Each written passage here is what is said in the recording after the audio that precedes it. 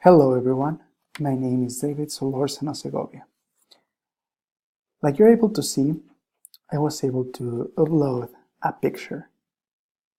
This picture contains an American flag. This American flag is really characteristic, one, because it doesn't have stars, and second, because it was made with people. Like you're able to see, there are people in blue, people in white, people in red, but the most important thing is to recognize the function that each individual have in this flag. If we take all the individuals in blue, then it's not gonna be the American flag anymore. And it will happen the same with the white people and the red people.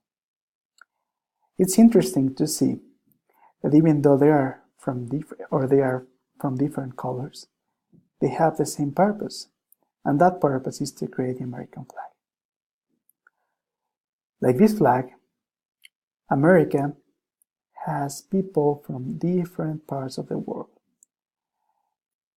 The United States of America is well known as the land of opportunity. Unfortunately, this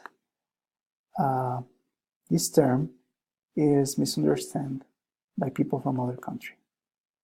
They think that the opportunities will be for them, but these opportunities are only for the American citizens. Even though they are not allowed to come here illegally, they do come to this country because they are looking for a better future and for more opportunities and a better income for their families. Even though it's illegal to come from another country without papers or without a legal reason, the only thing that they can contribute with this country is just with their cultures. My paper is about the importance of other cultures in the United States. And something that I can tell you is that this country is an example for many other countries.